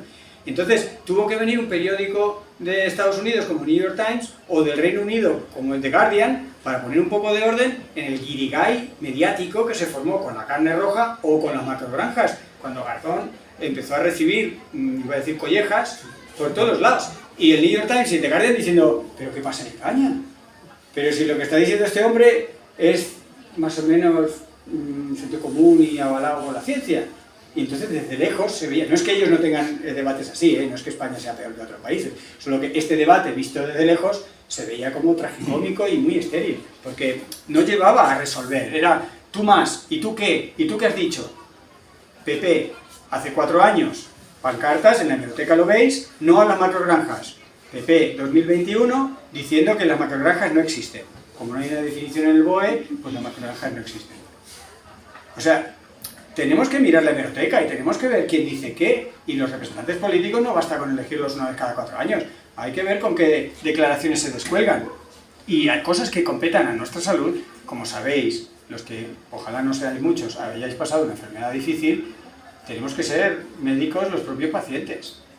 Entonces, la salud hay que mirarla también en primera persona, y cuando algo afecta a nuestra salud, pues creo que podemos ir al alcalde o alcaldesa de Segovia, no sé si es alcalde o alcaldesa, hay que ir allí y decirle, señor, señora, esto no, que nos enferma. Yo he ido al alcalde, yo vivo en Tres Cantos, y le he dicho, señor alcalde, con todos mis respetos, esto que está usted proponiendo, de quitar estos árboles y poner estos paseos abióticos, nos enferma. No, pero quedan muy bonitos. Bueno, en fin. ¿Por qué no hacemos más? Estoy llegando un poco al final, aunque dependiendo de vuestra paciencia, aguanto 10 minutos o pongo y corto antes. Yo estoy encantado. Yo sigo 10 minutillos más. Mirad, ¿por qué no avanzamos más? Yo llevo 30 años hablando de cambio climático y hay una diapositiva que le tengo mucho cariño, que la pongo, hoy no la he puesto, pero la tengo ahí para disparar sobre el cambio climático, que llevo 20 años poniéndola. Yo no es por estar otros 30 años más, que si tengo que estar y la salud me aguanta, estoy 30 años más hablando de esto, pero es que nos vamos quedando un poco sin tiempo, que es que hay mucha gente que lo pasa mal o sufre o llega a morirse por el camino.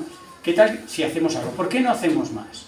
Si se ha firmado hace 50 años el primer Día Internacional del Medio Ambiente, que parece que lo que salió en ese día se hubiera escrito hoy, hace 50 años, en el año 72. Si miráis la documentación del Año Internacional del Medio Ambiente en Estocolmo del año 72, lo que se dijo, lo que se propuso, lo que se puede haber escrito hoy. 50 años han pasado, no son unos pocos. En la cumbre del clima, 30 años, del 92 en Río de Janeiro. ¿Por qué no avanzamos más? La contestación no la tengo clara, claro, pero tengo algunas piezas. Algunas no os van a sorprender nada. Inercias sociales, políticas y económicas. El seguir haciendo las cosas como las hemos hecho siempre. Inercias, vale, no sorprende a nadie. Nos cuesta cambiar. Presiones de los grupos de interés, tampoco sorprende. Claro, hablemos con Incarlopsa o con El Pozo de macrogranjas. Cuando se les ha escrito al ministerio diciéndoles, las macrogranjas tienen estos 8 problemas, nos han contestado 4 meses después una carta que ha sido para llorar de pena. Nos han dicho, conocemos las razones, las compartimos plenamente, agradecemos que no las recuerden, pero como suponen un porcentaje importante del Producto Interior Bruto, vamos a seguir apoyando a las macrogranjas. Y digo, ¡ole! ¿Y a quién recurro? Si esto era la ministra y vicepresidenta del gobierno. O sea, ahora a los Reyes Magos, a Papá Noel, o sea, ¿a quién vas a decirle, mire, tenemos la... ¿Por qué no avanzamos más? Las presiones de los grupos de interés. Incarlopsa, productora de carne barata, como El Pozo, con macrogranjas en Castilla-La Mancha. El 8% del Producto Interior Bruto de Castilla-La Mancha es Incarlopsa. La siguiente empresa es tan pequeña que no puntúa. O sea, es la primera por mucha diferencia, de tal forma que el presidente o la presidenta de Castilla-La Mancha, cuando se sienta a decidir cosas, se trae uno de Incarlopsa y le dice, ¿tú esto cómo lo ves? Porque es que determina la economía de toda la comunidad autónoma.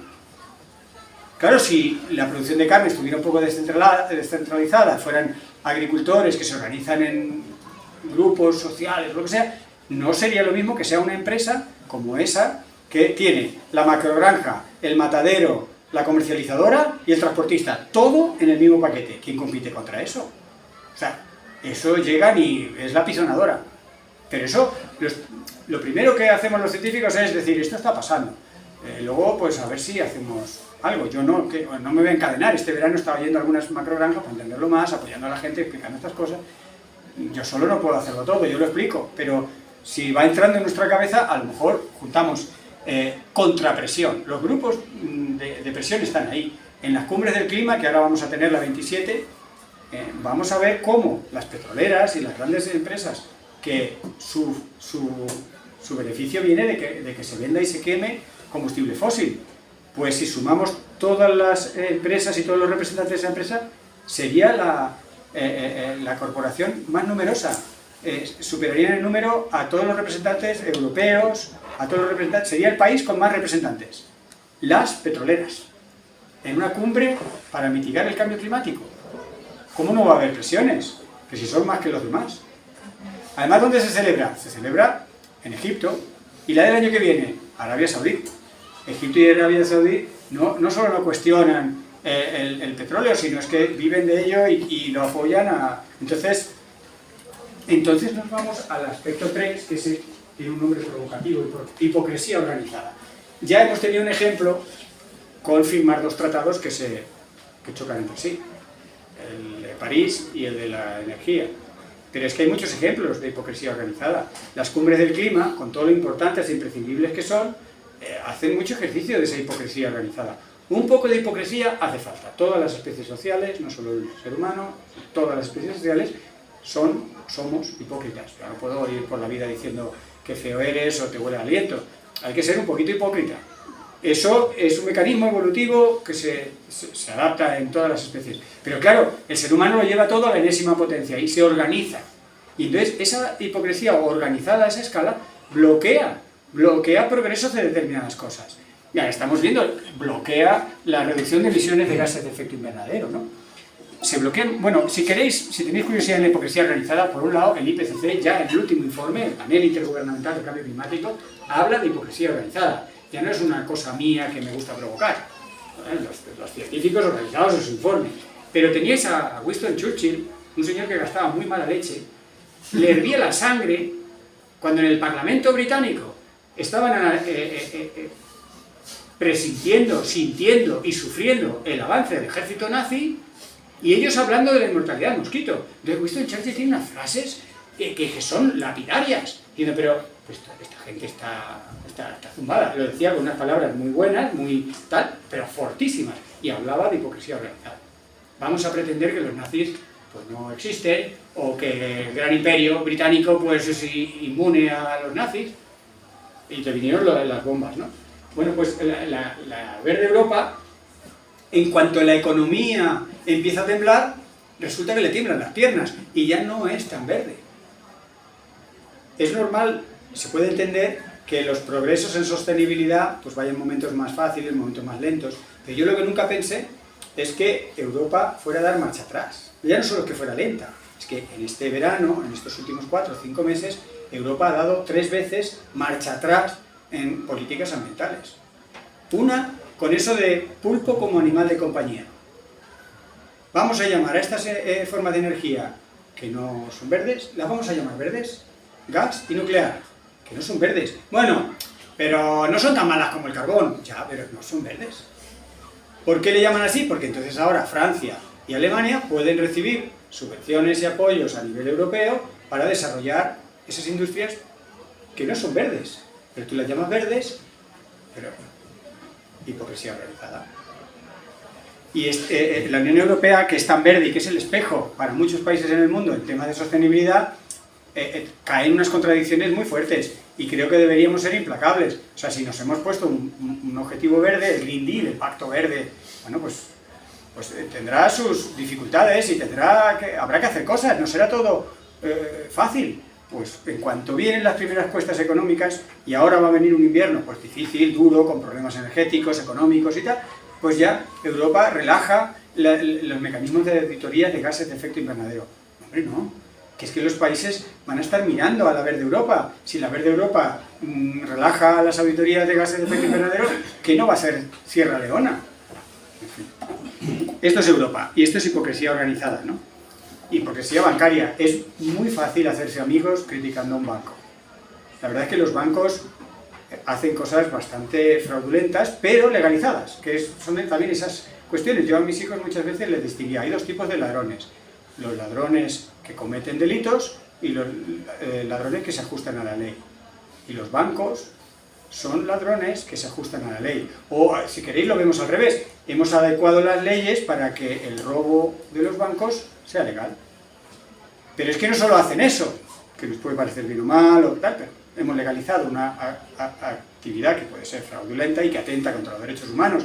No es solo que digas, ay, no, es que atenta contra el medio ambiente. Hay un informe que se produce todos los años, que se llama Bank Rolling Extinction Report, que dicen que se gasta el dinero financiero de los bancos.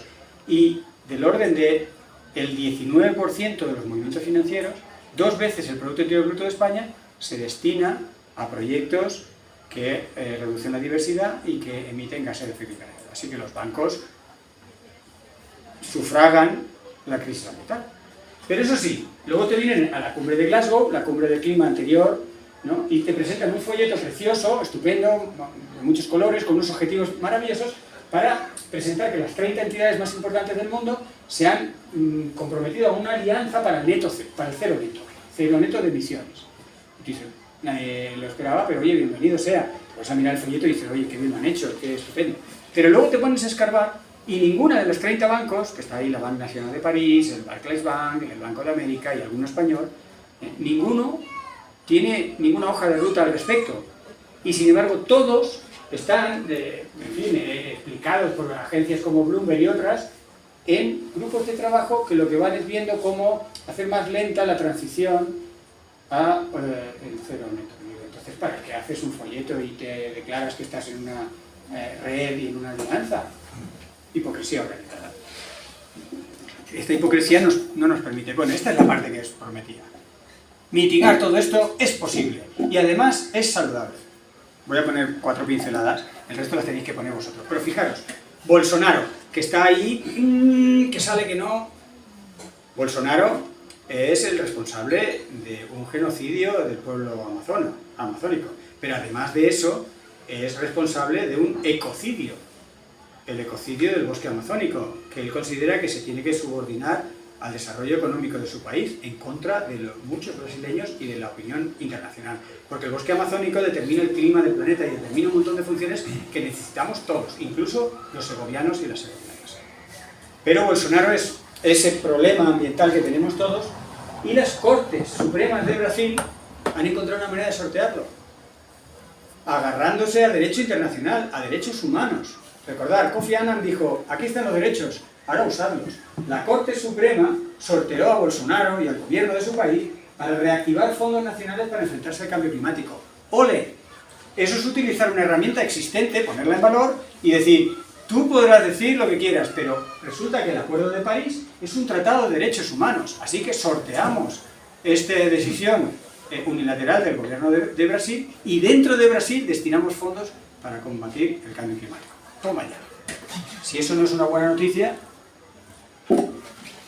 Hemos hablado de lo que morimos. Bueno, pues Hamilton y colaboradores decían, lo que dejaríamos de morir si cumplimos el Acuerdo de París. Es darle la vuelta, es verlo en positivo. Hemos hablado, las emisiones matan, tal. Bueno, pues él calcula que para el 2040, si no emitimos lo que estamos emitiendo, si hacemos lo que dijimos en el Acuerdo de París, habría casi más de 6 millones de personas que no mueren por cambios en la dieta, más de 2 millones de personas por cambios debidos a la mayor movilidad y casi 2 millones por disminuir la contaminación atmosférica. En total, 10 millones de personas que no morirían, no serían de esas muertes prematuras de aquí al 2040 por cumplir algo que por otro lado habíamos dicho que íbamos a cumplir, que es el Acuerdo de París.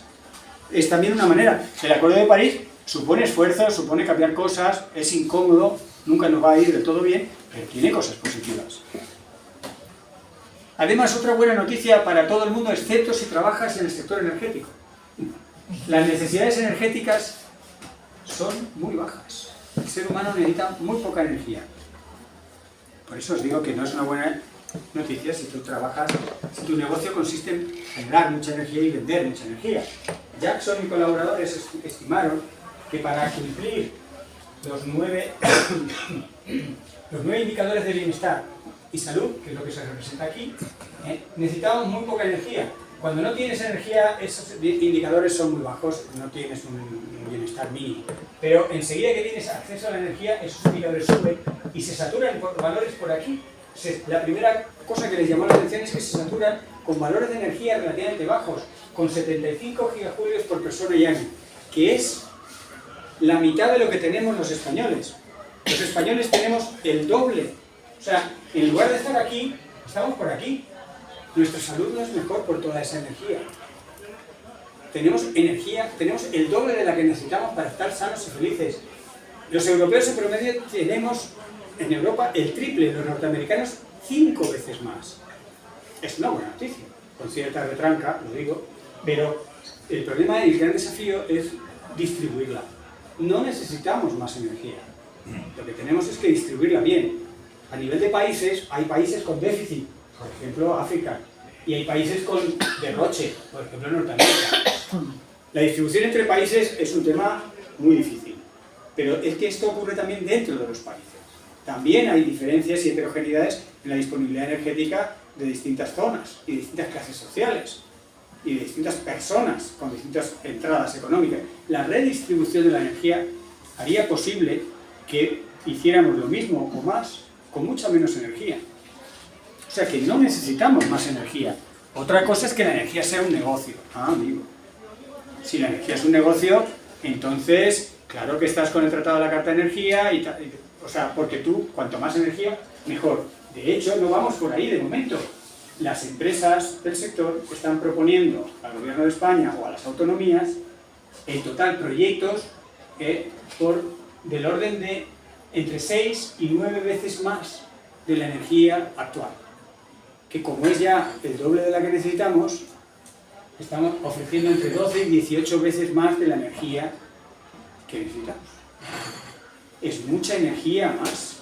Vamos a pasar un problema ambiental a otro, del problema de los combustibles fósiles a los problemas de diversidad, de afección del medio ambiente. O sea, si seguimos primando el negocio por encima de todo, la salud de las personas, la estabilidad de los sistemas, etcétera, etcétera, bueno, vamos a ir cambiando de tipo de problema, pero vamos a seguir con problemas. Así que la buena noticia, quedémonos con ella, es que tenemos energía de sobra. Y lo que os decía, entendamos bien que la crisis es ambiental, no es energética. ¿Van a venir curvas económicas y energéticas? Sí, pero veamos que para evitar esas curvas lo que tenemos es que cambiar nuestra relación con la naturaleza, con la manera en que la explotamos y manteniéndonos dentro de los márgenes razonables. Hay muchos estudios que hablan de que es muy rentable. Decía que era factible, pues una de las formas de hacer factible es que es rentable invertir en la naturaleza. En la naturaleza, cada euro que pones, recuperas 100 o 1000. Y puedo poneros muchos ejemplos. Con las pandemias, un estudio de Dobson mostraba esos valores, de ese orden. Estudios con zonas protegidas. Este informe que os pongo aquí simplemente es uno de tantos que muestra que proteger el doble de lo que tenemos protegido el 15% de la superficie del planeta. Pasar al 30% supone mucho dinero. Estas barritas azules son los millones de dólares al año. Pero las barritas amarillas y naranjas muestran los ingresos y beneficios. Y en gris son distintas alternativas y distintos escenarios para lo mismo, para 30% más del 15% de protección. Las barras grises nos muestran el factor multiplicativo del turismo. Es decir, es sumamente rentable. Claro que cuesta dinero, pero tienes unos retornos muy superiores a esa inversión. La letra pequeña de la naturaleza es algo que mencionaba al principio, es los tiempos. La naturaleza no te devuelve la inversión mañana. Tienes que esperar, hay ciclos naturales, hay procesos que llevan su tiempo. Si esperas esos tiempos, obtienes retornos. Así que la creatividad financiera tiene que ir para salvar esos periodos, que a lo mejor pueden ser 10 años, 15 años, mientras tanto haces otras cosas. Para eso está un ministerio como el que tiene un buen nombre, transición. O sea, esto se trata de hacer una transición, no que mañana se haga todo. Bien, y además aliados con la naturaleza, es que las cuentas no solo dan, sino es que hay superávit. Pero no queremos esperar. Queremos que el superávit sea en la campaña electoral del político de turno o en estos 3 años, o verlo rápido. Y eso no es muy compatible con la naturaleza. Y esto es una reflexión que tenemos que hacer. Nos seducen tanto las soluciones tecnológicas que siempre vamos primero por las soluciones tecnológicas. Lo que os decía de la vacuna, en el fondo, el desarrollo de una vacuna literal es un desarrollo tecnológico. En lugar de poner miradas en la naturaleza, que son mucho más económicas, más resilientes, pues nos fuimos a por las vacunas y iremos a por las vacunas. El otro día una médica contaba en una conferencia, casi con lágrimas en los ojos, muy emocionada, el porcentaje del presupuesto en sanidad que se destina a prevención. ¿Qué porcentaje pensáis que es? A prevenir. No llega al día. Muy pequeño.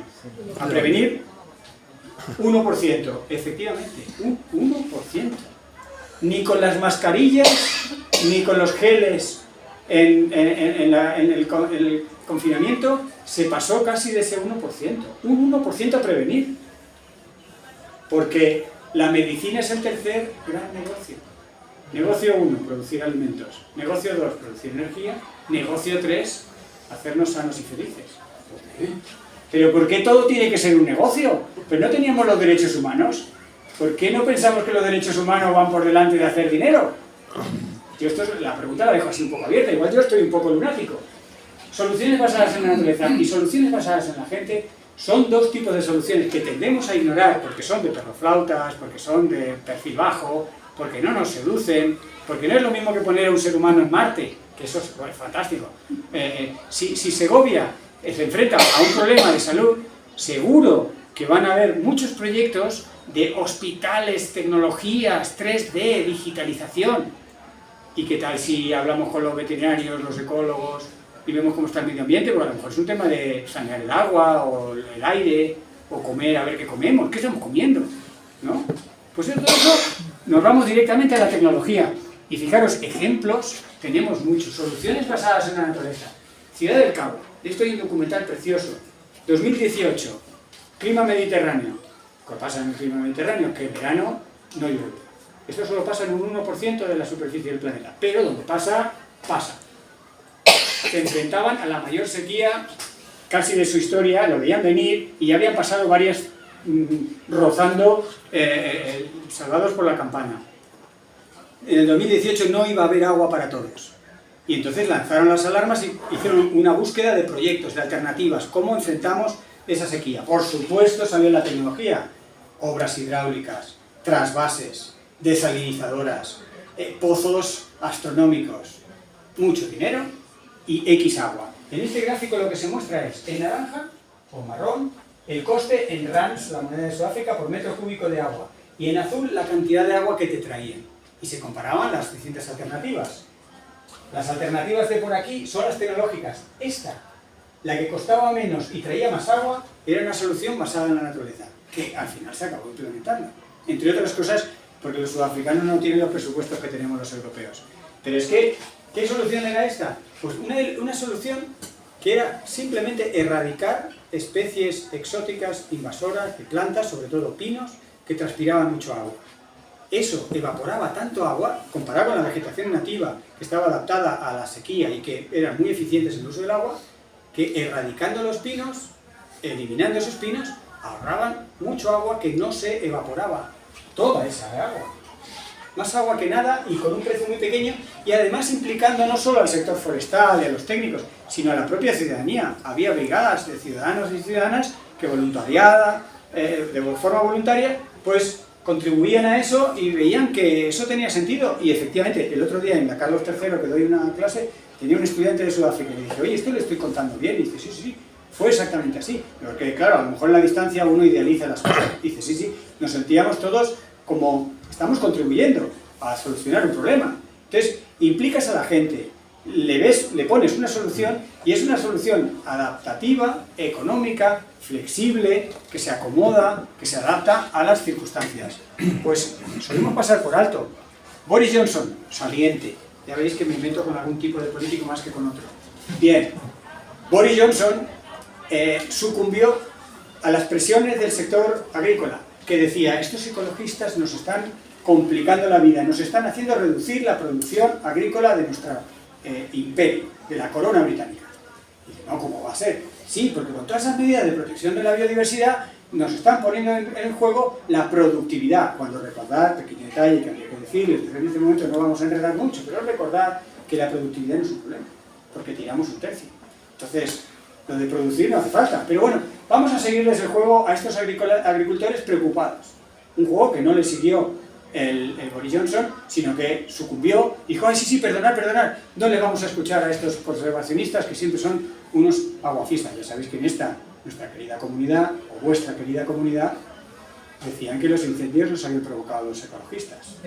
Bueno, a los ecologistas se les acaba culpando de las cosas más inverosímiles, porque no habrá algo que un ecologista querrá evitar antes más que sea un incendio. Pero bueno, en fin, bien. Un estudio británico en la Gran Bretaña, después de 10 años, se ha publicado en agosto de este año, y no es el único, pero es un ejemplo de cómo agricultura sostenible y compatible con la conservación de la diversidad, utilizaban algunos de estos pájaros y estas mariposas y otros más como indicadores de riqueza y de funcionalidad en el entorno y en el ecosistema agroforestal, pues era compatible con mantener la productividad. La productividad no bajaba a medio y largo plazo. A lo mejor tenías un año que sí, pero en 10 años la productividad no sufría por establecer una agricultura más respetuosa con el medio ambiente. Así que eso es un fantasma o es una leyenda. El proteger la naturaleza no va en contra de producir. Si es que te preocupa la producción, que decimos que tampoco hay que poner tanto énfasis, pero si te preocupa la producción tampoco es un problema. Así que, hablando de libros, bibliotecas y lecturas, vamos, querámoslo o no, acumulando un conocimiento. Mi principal provocación hoy es que el privilegio de ese conocimiento lleva una carga de responsabilidad, que es hacer algo. ¿El qué? Pues que cada uno decida contárselo a un familiar, votar a alguien, comprar un compuesto X, pero creo que el saber conlleva responsabilidad, no lo creo yo solo, ¿no? Esto está inspirado en una frase que dijo Albert Einstein en su día y otros. Pero quiero decir que una vez que uno sabe estas cosas, creo que no debe permanecer inasequible. Decía que yo me he ido todo hasta la desobediencia civil no violenta, no os pido ni mucho menos eso, y que cada uno se sitúe en el espectro donde se vea más cómodo. No todos tienen que ser activistas y todos tienen que distraerse mucho de sus trabajos y sus obligaciones, pero un cierto grado de activismo, que puede ser simplemente cómo comentas, cómo votas, qué compras, a dónde vas, cómo vas, creo que en este escenario hay mucho que ganar y mucho que perder, o sea, hay mucho juego, ¿no? Fijaros, a veces tiene que venir un grafitero, como este en Nueva York, para decir en pocas palabras algo que los científicos poco a poco nos vamos atreviendo a decir. Hace 4 años, cuando yo mencionaba en una charla la palabra decrecimiento, inmediatamente me tachaban de anarquista, antisistema, bolivariano, rojo, no sé, todos los insultos que para muchas personas son lo peor de lo peor, porque hablaba de decrecimiento. Pero es verdad, imaginaros, no me quedo si es alcalde o alcaldesa en Segovia. Alcaldesa. Pues imaginaos que la alcaldesa, cuando se prepare para su reelección, dice: segovianos y segovianas, os propongo que decrezcamos un 15%, del orden del 3% cada año. No sé quién la iba a votar, ¿no? O sea, tenemos tan metido que el crecimiento es éxito, que solo hablar de decrecimiento es como... No, esto no lo comprendo. Hasta aquí íbamos bien, Fernando, hasta la agricultura ecológica, vale, pero que me hables de decrecimiento... A ver, esto que venía a decir este hombre, o esta mujer, no sé, grafitero anónimo, el único crecimiento sostenible es el decrecimiento. Esto lo entienden los niños y niñas de 8 años. Es que yo hay veces dando estas charlas a niños muy pequeños, entienden perfectamente que es un planeta finito, que ya somos mucha gente y que por tanto o somos menos gente o lo que hacen esa gente tiene menos huella. O sea, es de una lógica tan aplastante que la tenemos delante y parece como que nos hacemos muchos líos. Es que los adultos nos hacemos muchos líos. Comparados con un niño o una niña nos hacemos muchos líos porque intentamos que milagros. Los niños no han oído hablar de milagros. Tú le dices, le hablas del milagro de las lágrimas de sangre y no sé qué. Y el niño flipa y dice: mi padre está ese día borrado. Los niños no fantasean con eso, fantasean con otras cosas. Pero nosotros fantaseamos con estas cosas que nos gustaría que fueran. Ojalá fuera posible un crecimiento sostenible. Y por eso se inventó la palabra. El término, que es un oxímoron, una contradicción, se inventó para reconciliar la tensión entre los conservacionistas y los desarrollistas, entre la economía y la ecología. Como eso llevaba ya 30 años el conflicto, dijeron: ya lo tengo, desarrollo sostenible, como si por poner la palabra ya estaba resuelto el problema, como si por poner la agenda de desarrollo sostenible ya está, ya hay agenda.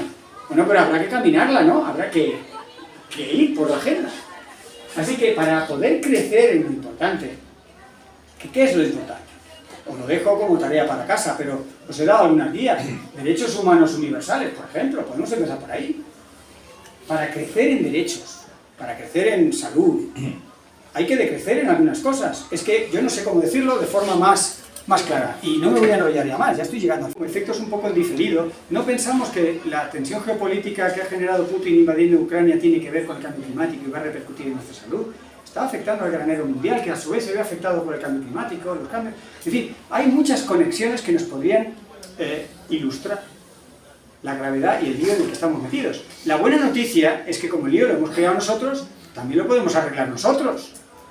Pero eso no significa que sea fácil, no basta con poner nombres y hojas de ruta que no cumplimos. Hay que hacer. Y seremos valientes y haremos cosas, yo creo, cuando entendamos más y mejor lo que realmente está en juego. Por eso me afano tanto. Por eso voy a Segovia, a Soria y a donde haga falta. Y lo cuento todas las veces que haga falta. Porque me lo creo, o sea, no es un postureo. Creo que cuando la gente entiende, hace. Igual no hace todo, pero ya hace más que si no entiende. Y así que es que estamos entendiendo. Y el libro va un poco de eso, de esas cosas. Así que pues...